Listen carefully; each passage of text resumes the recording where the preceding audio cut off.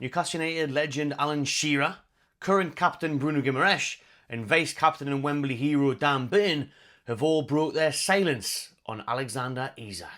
Hello everyone, welcome back to the Magpie Channel TV. It's your first of probably 3 videos today, again, like we did yesterday. I've got a feeling the next few days, the next few weeks, if Isak goes and I have to get replacements in, there's going to be more than one daily upload. So make sure you subscribe to the channel to get all your updates, hit that notification bell and drop a like and hit your thoughts in the comments below as well on Isak, how we're feeling. We've had a night to sleep on it. I did a late live stream last night, slept on it again. Same feelings as the live stream last night, to be fair, so I'm not going to go into it. What I am going to go into is Newcastle stars breaking their silence on Isak. We're going to start with the current team who have landed in Singapore and have made their feelings known on the situation. What Dan Burn said about his fellow Wembley hero, Isak, who obviously scored the second goal against Liverpool in the Carabao Cup win, had to say on the player himself not being there, the Swede not travelling with the rest of the team. Listen, everyone's entitled to their own opinion, but I think we can just control what we can control. That's a question for Alex to answer. He's obviously a big player for us, but we do have a lot of quality in the squad as well. Bringing Anthony in, which I think was a great signing. Being then added, Alex hasn't trained with a thigh issue. It's been going on since he's been back for the first few days. So just first of all on Burn, before we get into the better ones, in my opinion, or the more honest ones, especially from Shearer. Stay tuned in for that one. Dan Burn there, saying what you'd expect Dan Burn to say. To be fair, we're not getting much out of him. And he's right. You know, I don't expect Dan Burn to front up the camera and he be the one to take all the hits and all the blame and all the questions about not even his future. You know what I mean? It's Isak's future. So, and he's rightly said there, that's a question for Alex.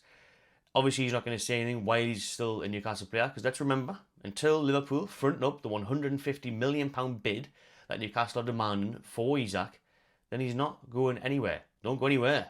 He's still got 3 years left on his deal. So it's up to them if they want to pay it. And he's just going to have to stay and get on with it. Otherwise, you know, we're not desperate. We're not going to get lowballed. We're not going to... I've said lowball that many times this window. I think I'm talking about us again. But we're not going to... If Liverpool think now, because this is all in the spotlight, and because Isak said he wants to move, that we're just going to go, oh, right, well, just give 100 million then, or 120 million, or this and Nunez. No.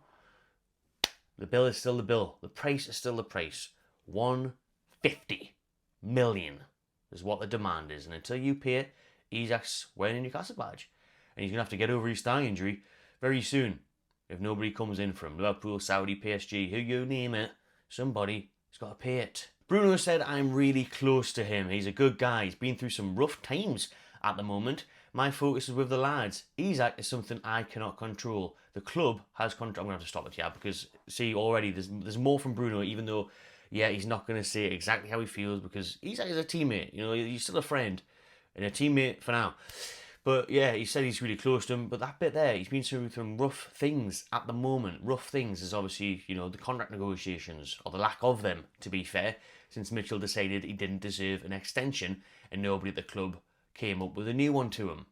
And his demands and his head's obviously all over the place and things were up and down. So the club has control of it. Doesn't look like it, to be honest with you, because the club's lying to everyone. The club lied to everyone yesterday, saying it was a thigh injury, and then it comes out that, you know, he's asked to leave and he asked to leave the Celtic game and he didn't want to be involved in this game and he walked out on training on Monday. So you've got all that going on. So the club doesn't seem like it's got control of many things at the minute, to be honest with you, because we're missing out on all the signings. We're so slow all summer. We're penny pinching around, and the Isak thing's just a complete mess as well. So I'm not sure what control the club's got of it. Not a very good one, to be honest with you. The Titanic had better control than this. Do you know what I mean? You know.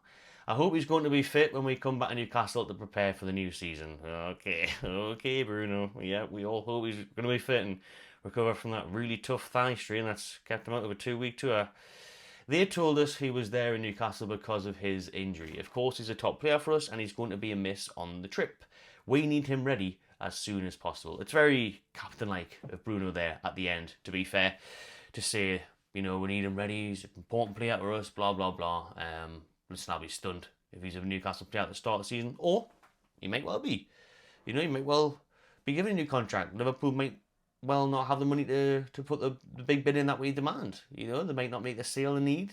Diaz might stay, then who knows? Isak might stay. But at the minute, it looks like he definitely wants out and he's trying to get out. Meanwhile, both Bruno and Burn spoke about the desire to bring in more players this summer window. Yeah, we all have that wish as well, to be fair, buddies. We are still in the market and looking for new options, said Bruno. We've had success before and we can have success again. I'm more focused on the players we have here. My job for the club is to try and keep the lads motivated. Very well said. Again, very captain-like. We have to be calm. We have to be patient. We know the directors are working hard in the markets. We have Elanga, who has surprised me a lot in training. Unbelievable. So, Bruno surprised there by Elanga. Burn was bigging up Elanga before. I mean, he's the only signing they can big up, to be fair, because there's not another one. So there's not any competition for Elanga to stand out. You know, it's like, oh, who's the new guy? It's Elanga. All right. Oh, he looks handy, him. Fast. So, I mean, at least he's doing good. At least, you know, they're impressed by him. That's a positive sign. And, yeah, listen, Bruno's right. I was trying to say on the live stream last night, post-takeover, the success rate of signings is very good. So, this summer has been very disappointing, but the last few windows has.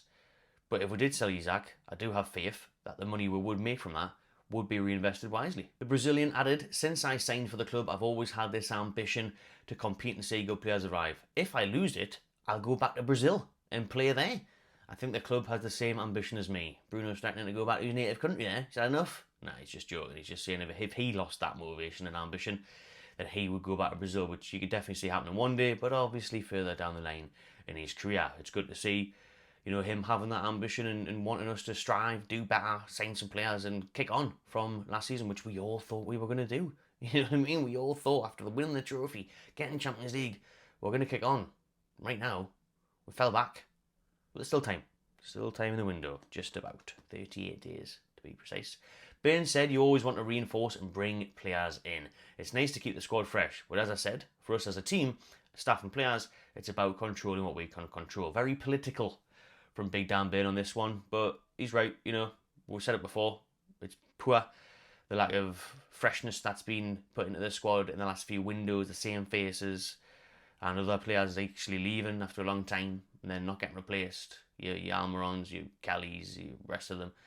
But now it looks like, you know, with Elanga coming in, everyone's hoping that he's just the start. And with a few weeks left, we'll bring more in. Let us know what you think on Burn and Bruno's comments as we move on to Big Al.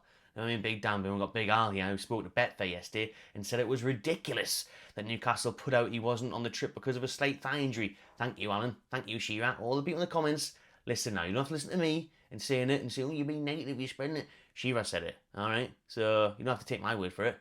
Shearer knew the same thing. And I'm sure a lot of you did. It's just the trolls thinking, you know, we're all just being so deluded that they thought it was normal. I couldn't get my head around that. If they thought people wouldn't see through that, it was disappointing, said Shearer. They should have just told the truth straight away.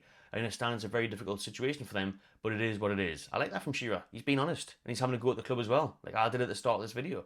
He's saying, just be honest. Just tell how it is. Because they lied about 5-6 different times in the past few days. From the Celtic managing minutes to this, to that, to now, thigh strain, we missed the play. No, actually, yeah, I want to leave. Just say it how it is, man. Eddie Howe has to use all his persuasive powers to do what he can to try and make him stay at least one more year. So Shearer wants Isak to stay still. If that can't happen, then it is what it is. You have to get the very best deal for the football club, and if someone is prepared to pay north of 150 million, and if he really, really wants to go, you can't step in his way.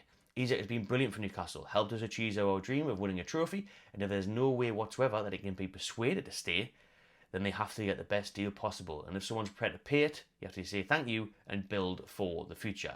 There's no individual bigger than the club.